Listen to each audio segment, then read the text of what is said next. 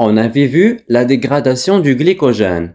Passons maintenant à la synthèse du glycogène. Alors, le processus de synthèse du glycogène à partir du glucose s'appelle la glycogénogénèse. L'intérêt de la glycogénogénèse, premièrement, lorsque le muscle a consommé tout son glucose, forcément, il doit restituer la perte de glycogène en faisant la glycogénogénèse, c'est-à-dire en fabriquant du glycogène à partir du glucose. Alors, alimenter la réserve en glucose d'un muscle suite à un effort physique. Ou bien, quand on mange trop de glucose, l'excès sera mis en réserve au niveau du foie sous forme de glycogène par le processus de la glycogénogénèse. Donc, la glycogénogénèse n'est pas l'inverse de la glycogénolyse. Mettez en tête, c'est comme si vous aviez la glycolyse et la neoglycogénèse. C'est la même chose. Elle se fait aussi dans le foie et le muscle. Elle aurait pu être l'inverse, mais elle n'est pas l'inverse. C'est comme la glycolyse et l'agneau. Alors, les enzymes intervenant dans la glycogénogénèse, trois aussi. La glycogène synthétase, l'UDP-glucose pyrophosphorylase et l'enzyme embranchante. Dans la glycogénolyse, on avait vu l'enzyme débranchante, qui est la transférase. C'est-à-dire, elle va enlever une branche. Et ici, nous avons une enzyme embranchante. On va voir ce qui se passe dans la glycogénogénèse. Alors, même chose. On a le glucose qui entre dans la cellule. Dès qu'il entre, il va subir une phosphorylation sur le carbone numéro 6 pour nous donner du glucose 6-phosphate. Ce dernier va subir l'action de la mutase qui va transférer le phosphate de la position 6 en position 1. Cette étape est commune à la glycolyse. Le glucose entre, subit une phosphorylation. J'obtiens du glucose 6-phosphate. Donc, le glucose 6-phosphate me donne le glucose 1-phosphate suite à l'action de la mutase. Regardez avec moi. J'ai du glucose 1-phosphate. Voici le glucose et voici son phosphate plus l'uracile triphosphate. Il va y avoir coupure ici. Hydrolyse des deux phosphates. PPI, les voici. Voici l'action de l'UDP-glucose pyrophosphorylase. Donc, j'obtiens les PPI. Ces PPI vont subir une hydrolyse afin de me donner 2 PI. Mais ce qui nous intéresse, c'est le glucose 1-phosphate plus UMP. Ce glucose 1-phosphate va se coller à l'UMP pour nous former l'UDP-glucose. Vous vous souvenez là? C'est la même réaction que celle du galactose quand il entre dans la cellule et subir la glycolyse. On avait dit que les synthèses, c'est consommation d'ATP. La dégradation, on parle de production d'ATP. Jusqu'à cette étape, qu'est-ce que j'ai consommé?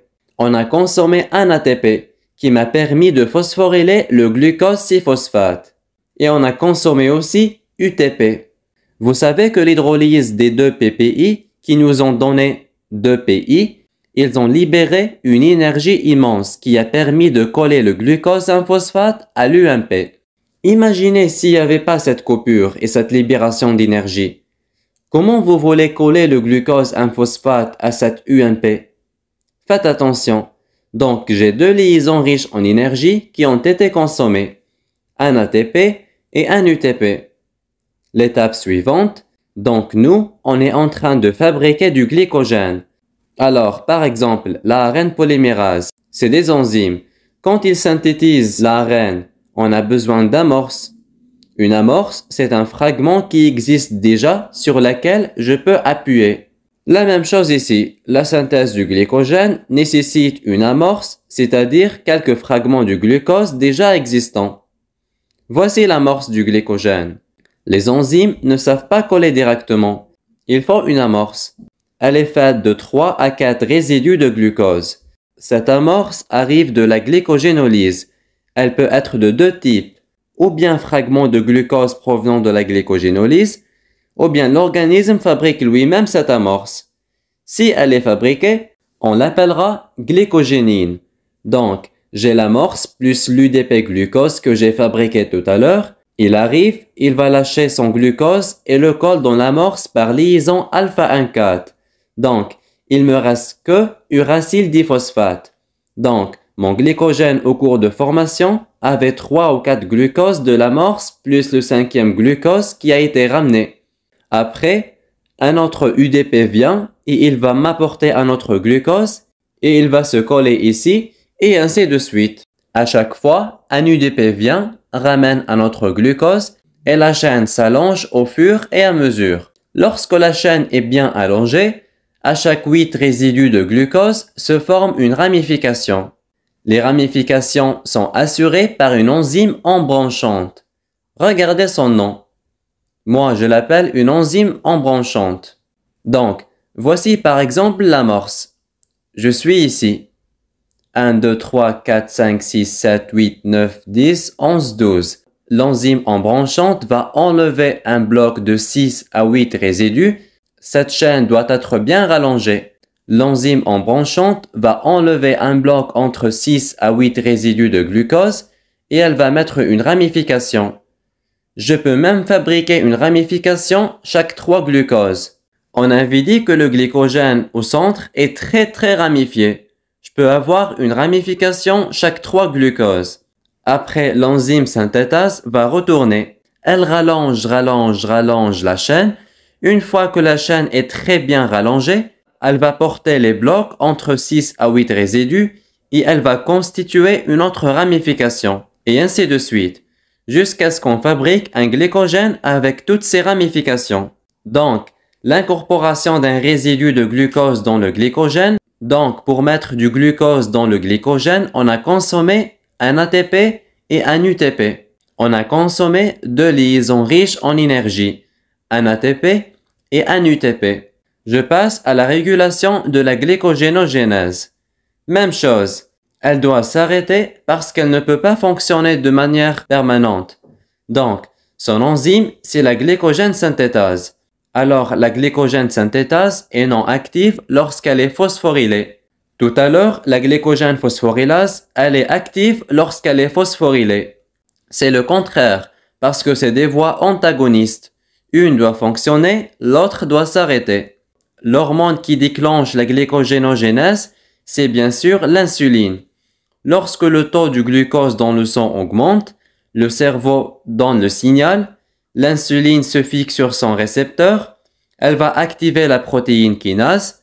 Cette dernière va activer à son tour la protéine phosphatase insulino-dépendante qui va rendre la glycogène synthétase active en la déphosphorylant. Et la glycogénogénèse se met en route. Maintenant, la régulation réciproque des deux voies, de la glycogénolyse et de la glycogénogénèse. Je viens de dire que les deux voies sont réciproques. Une doit travailler, l'autre doit s'arrêter, et vice-versa. À gauche, c'est la glycogénolyse. À droite, c'est la glycogénogénèse. Voici leur enzyme principale. Lorsque le taux de glucose dans le sang augmente, le signal est donné par le cerveau. Il va y avoir sécrétion de l'insuline.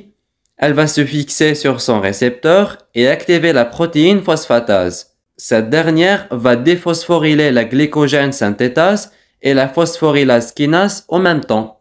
On a dit que lorsque la glycogène synthétase est déphosphorylée, elle travaille. Donc, voici le phosphate. Il a été libéré. Donc, la glycogénogénèse se met en route. Et ici, on a dit que la glycogène phosphorylase travaille lorsqu'elle est phosphorylée et ne travaille pas lorsqu'elle est déphosphorylée. Donc, la glycogénolyse s'arrête. Une remarque. Toujours le rôle des phosphatases, c'est déphosphoryler les composés. Maintenant, lorsque le taux de glucose dans le sang diminue, le signal est donné par le cerveau. Il va y avoir sécrétion du glucagon ou adrénaline qui vont se fixer à leur récepteur, entraînant l'activation de la protéine kinase A. Cette protéine kinase va phosphoryler la glycogène synthétase et la phosphorylase kinase. Alors, la glycogène synthétase, lorsqu'elle est phosphorylée, elle ne peut pas travailler. Elle est inactive. Donc, la glycogénogénèse s'arrête. Et la phosphorylase kinase, lorsqu'elle est phosphorylée, elle va phosphoryler la glycogène phosphorylase qui va permettre en route la glycogénolyse. Donc, la glycogénogénèse s'arrête et la glycogénolyse se met en route. Donc, il y a beaucoup de pathologies liées au métabolisme du glycogène. J'ai cité quelques exemples. Il suffit qu'il y ait une déficience en quelques enzymes, c'est bon. Les perturbations et les maladies se mettent en route. Syndrome de McArdle, déficience en glycogène phosphorylase dans le muscle. Si j'ai pas du glycogène phosphorylase, donc il n'y aura pas de dégradation du glycogène. Ces gens en général, ils ont des muscles très développés. Ils ont beaucoup de glycogène dans leurs muscles. La maladie de Van Gerk, déficience en glucose et phosphatase, on ne peut pas dégrader la ramification. Maladie de Pompe, déficience en alpha-glucosidase du lysosome.